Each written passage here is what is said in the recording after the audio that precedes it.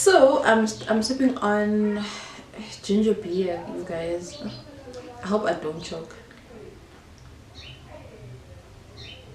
You know, when you drink ginger beer, you're not supposed to breathe, otherwise.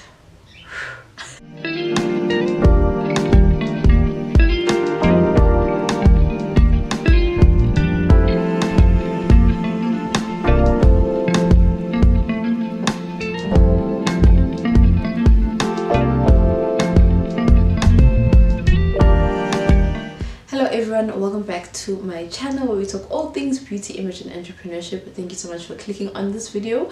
If you are new to this channel, and please click on the red subscribe buttons right here at the bottom. It's red, and click on the bell next to it so that you get notified every time I upload a video. And if you are a returning subscriber, thank you so much for tuning back in. And yeah, I'm sorry for being AWOL, you guys. There's just been a lot going on. I was affected by so much death, and it was winter, electricity issues, so I couldn't be as consistent as I wanted to be. And also I think I'd reached to the ceiling of the content that I wanted to create at the time, so I was like, okay, let me take this time off to work on myself, like my mental health, my mental well-being, and work on the channel vision. As you can see by the title of this video, we will be talking about the realities of being a beauty therapist in South Africa. So this is going to be a story time, which is new. I've never done a story time before on this channel. So if you want to know about the realities of being a beauty therapist in South Africa, if you're someone that wants to pursue a career in beauty therapy, then this video is for you. Keep on watching. So as some of you may or may not know, I own a beauty business. It's called Amari Beauty and Consulting. It's based in Soweto, and I'm working from home. Like, I have my salon is at home, so I'm very fortunate for that. Obviously it has its ups and downsides, so if you want a video specifically on that, let me know in the comment section. But today we're doing the story time. So the services that I offer, or that I used to offer, yeah, it was massages, facials, manicures, pedicures, nails, eyelashes, makeup. Like, I was doing everything. I was like kind of jack of all trades, and I had I had people that I was working with. I had my business partner, and that partnership fell off in 2019. Around this time, around August, yeah, around July, August. And then, you know, I was like getting the hang of, I was trying to get the hang of running a business alone, like being alone. And then COVID happened. Then I was really like forced to be on my own. So yeah, I had to obviously make some changes in the business, but because I could do everything, I was like, you know, money is money, and child, I can't do all of these things. It's just a question of managing your time well, finding a system that accommodates all the services, and how to work around that. So during COVID, obviously things were crazy. It changed. There was no way that I could get like people on to work with, unless like I was planning to like get freelancers. So if I have a big project, something like that, and then get people on. So I then decided that I'm not gonna offer full body massages because they just take up too much time, and it's just so much work. So I was like, okay, I'm just gonna do head, neck and shoulder at a certain price, and then you're both at like 45 minutes or 30 minutes, whatever. So I then moved like that. So last year was lockdown.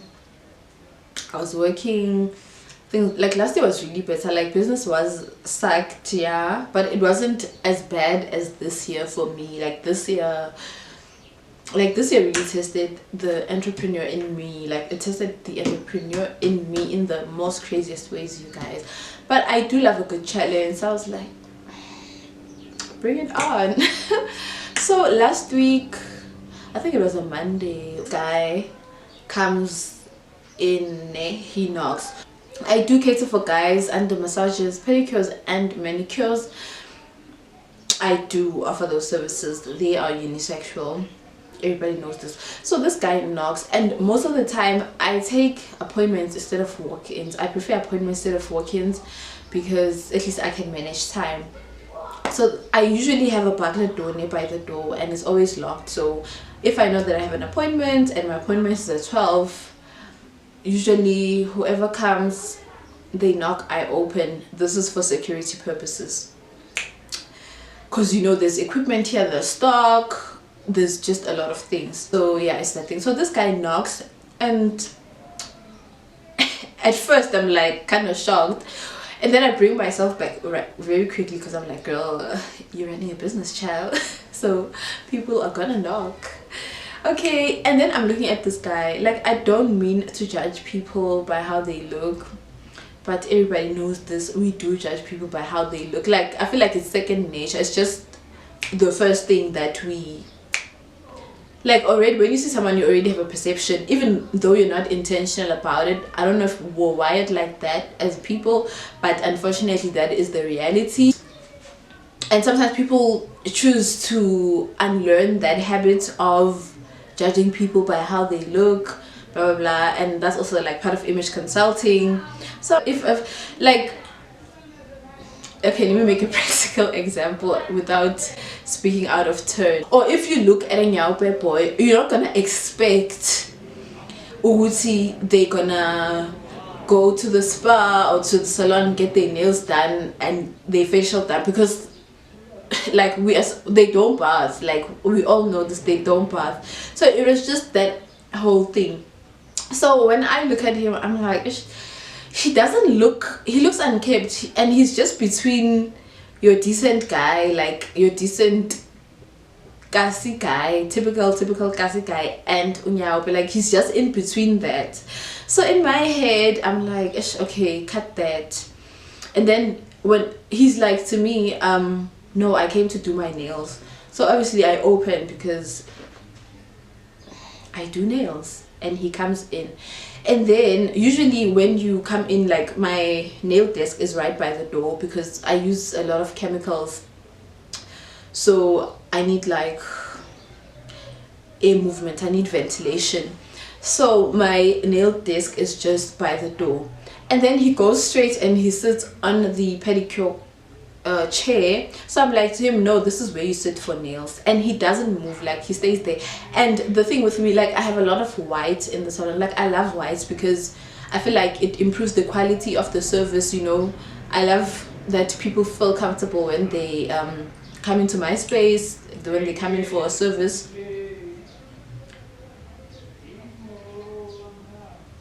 So I usually use white because white forces you to keep the standard there. So he sits on the white throw that I have on the pedicure chair, and he's unclean, like he's unkept. So I'm like, oh, Lomuntu. How when he comes in, he's no longer talking about nails. He's like to me, how don't you see me? So I'm like, no, I've never seen you before. It's like, no, my name is Temba, man, you've seen me before. I'm like, no, I don't know any Temba, and I know the people I know. I mean, you can't convince me that I know you when I'm saying I don't. And then he insists, he's like, no, I used to bring one of your clients, so and so, from so and so. I don't want to mention people and places, whatever. So I'm like, I have no such client, Mina. And I'm very calm. Funny enough, immediately, okay, not funny enough, but I immediately reached for a mask, and he comes in and his mask is lowered. So I'm like, no, please lift up your mask, put it back where it's supposed to be. I reach out for mine, and he insists that he once came here, I used to bring this client. So I'm like, I have no such client, and I know all of my clients. I know my clients' cars. Like, even a client that once came with an Uber or a Taxify. So this guy keeps on insisting, and I'm like, child, I don't know you, and I don't know that girl. And then he's like to me, oh, actually, I just came here because I got stuck, so I wanted to borrow like 70 bucks. I'll bring it back in. And it was the week after the looting and the unrest in the country.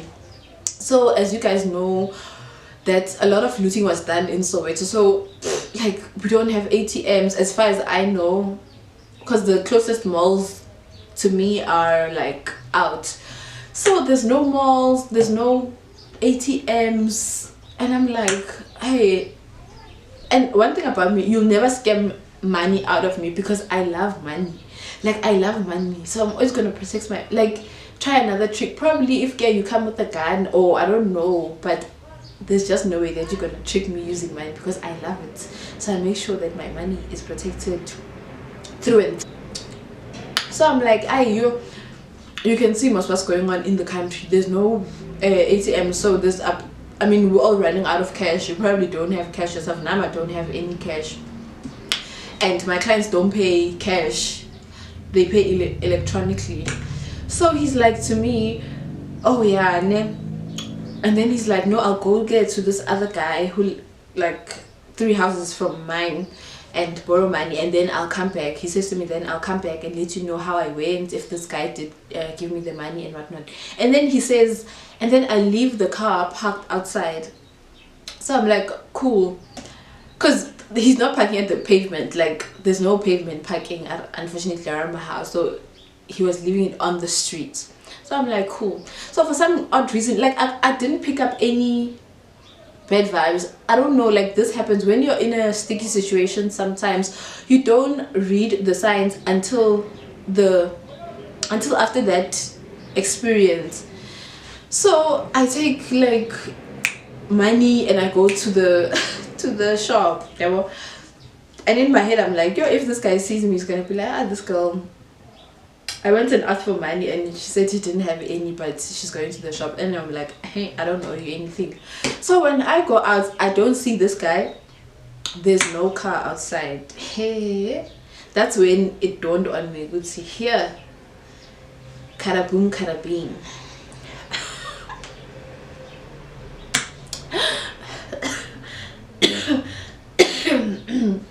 So I then come in. Like, my mom is usually very chilled.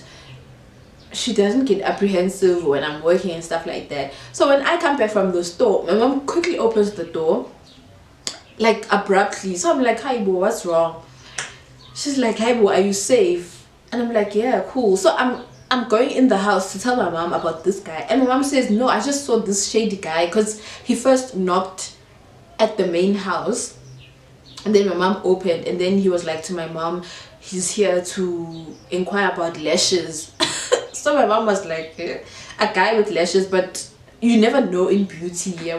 So my mom was like that. She says, like, you never know in beauty. So she directed him to me. So I'm like to my mom, no, motherfucker, give me. He was like, I'm here for nails. So we're like, my mom and I are telling completely different stories about the same person. So I tell my mom, like, hi, well, this is what happened. I relate everything. He said he's here for nails and now asking for money, blah, blah, blah, blah, blah. My mom was like, yo, the minute I saw that guy, I was like, as my mom, I looked at him like from the bottom up. I was like, I don't feel good about this guy. So my mom was like, so I was just keeping around so that if you scream or anything happens, because she was feeling uneasy about this person. She was like, I wanted to be close by. Cool. Hi, but my mom was like, yo. Now this is crazy, because now we just realized that this may have been so close to being like a traumatic situation. Now I'm thinking, oh my goodness, I could have been raped, I could have been killed, I could have been mugged. What if he's coming back? What if he was here to assess what is inside my salon? Yeah, my mom is like, yo, now we must be here. My mom's like, you always need to lock. And I'm like, I'm always locked. Fortunately, my mom's like, yo, we need to lock the main gate and things like that. Now we're like thinking of security measures to put in place so that I am safe. So with that, I go onto Facebook. And I write a post like relating the story, and guess what, which is what prompted this video.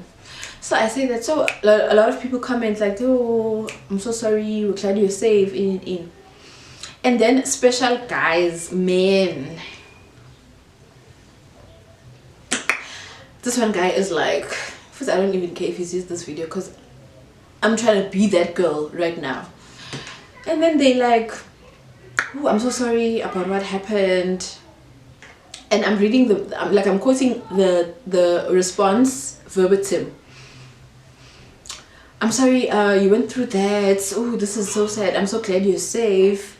But this is bad. Like, there needs to be another way around this, because now other guys won't bring. Oh, before that, in the post, towards the end of the post, I conclude by saying, I've decided that I will not cater for any men in the business for whatever service, whether manicure, whether pedicure, whether massage. No man will be catered for in the service, so that even when someone shows up at the door and they're saying they're here for nails, I don't even have to open for them, because my decision is that I am not catering for any males in the business. So that was like the quickest security measure that I could think of. And this obviously was prompted by other Q2 instances that I went through. Like, I was really traumatized after that, you guys, like, no joke, because I'm thinking how close my life could have been risked, how close it was for me to be scarred for life, like for life. Because if anything had happened, whether it was him mugging me or taking stuff, my equipment, or almost raping me or killing me, like, I could have been scarred for life, you know. So in that moment, I then decided that no guys will be catered for in the business. Yeah, so then comes the comments. So a lot of people sympathize with the experience, blah, blah, blah. And then this guy is like, yeah, I'm really sorry for what you went through. I'm so sorry. This is as bad, must manage, because now other men won't bring their ladies into your space, because into your salon for services, because the guys will feel like you don't want them there, or like they're not wanted and they're not welcome. So I'm like, child, my life was at risk and you are telling me about the feelings of men at this point. So I replied to him and I'm like, if I'm reading your message out of context, because right now I'm very emotional and probably I'm responding emotionally, but if I'm hearing you correct, are you trying to downplay the violation of my security at this point by putting the feelings of men first? Even back and forth, like, no, that's not what I meant. I was just telling you to come up with solutions. So I'm like, okay. And then I go to my DM. My DM is like this, man, guys, no, you know, every customer counts. So if you're deciding that you're not gonna cater for men,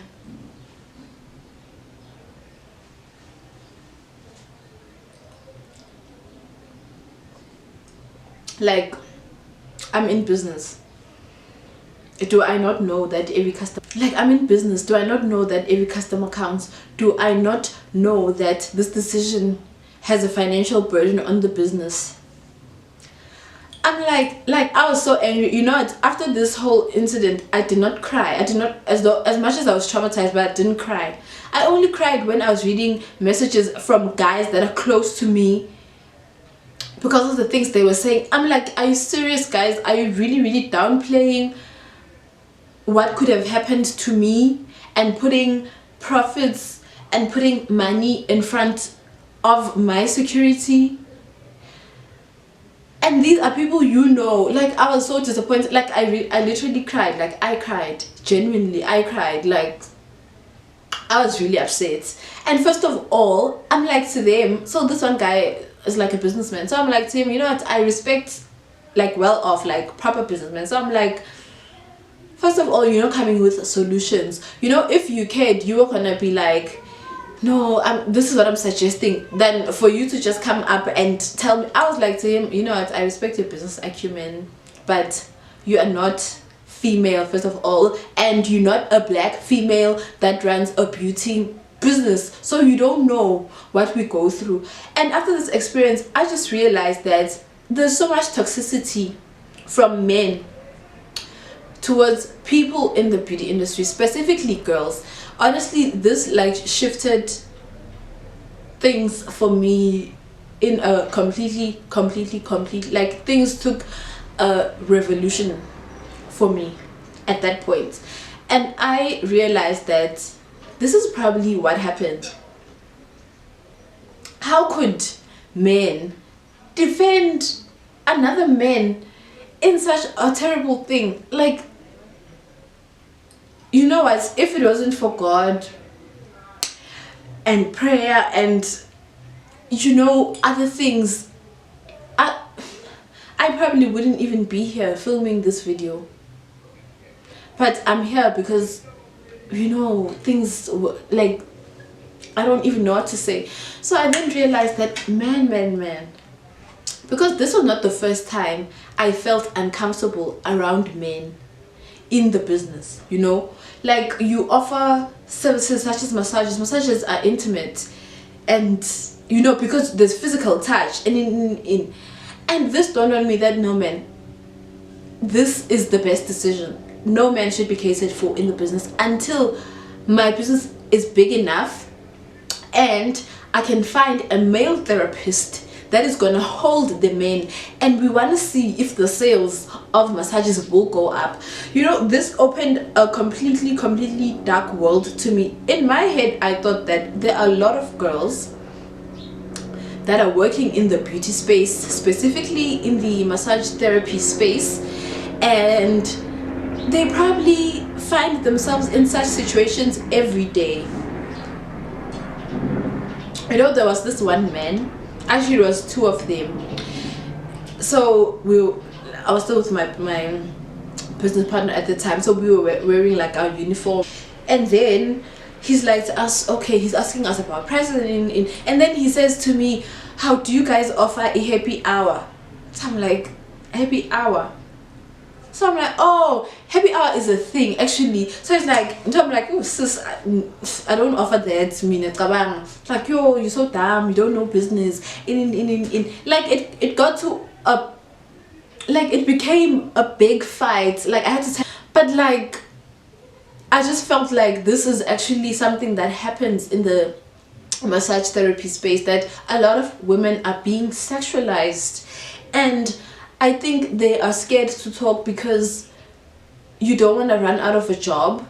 And I also realized that some of these men probably have a deal with the business owners, and these girls have no power. They have no power. They cannot say, because this guy will be like, no, I'm gonna give you 100% tip, just touch me in a funny way. And I was like, child, his hair.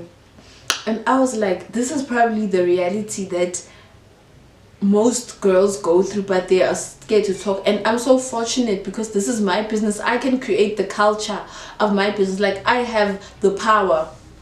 If I want to offer massage, I do. If I don't want, I do not. As I have decided, like, it's not affecting anyone, that I'm deciding to cut off males coming into the business. And it really made me so sad, and it made me want to do this video and the next one, and probably the next one, and probably this could be the birth of a different series. To be honest, it really breaks my heart to know that, you know, if you want, then that's okay. But if you don't have a choice, you don't have a say in what's happening in your work environment, and you're just like forced into a toxic work culture, I can't imagine what people go through every day just to put food on the table.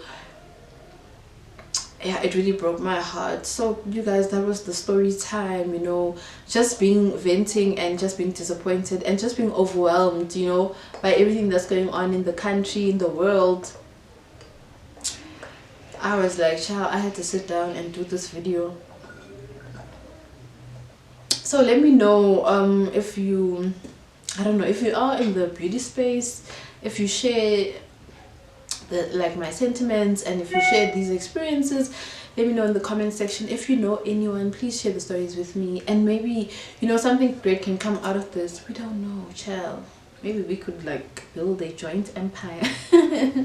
But I hope you yeah, I just wanted to be the voice, I think, kind of, or maybe, you know, I don't know, maybe something good will come out of this video. I don't know what it is. I don't know if that will be the case, but I just wanted to share this with you guys. Let me know how you feel. Let me know if you've ever experienced this. And my next video will be, I think, breaking down also some of the reasons why I stopped offering massages in the business, because as I said, that this video kind of opened my mind to other realities in the beauty space and more information that I feel could be helpful to the next person sitting in front of a screen. And yeah, so if you did enjoy this video, please like it and share if you can.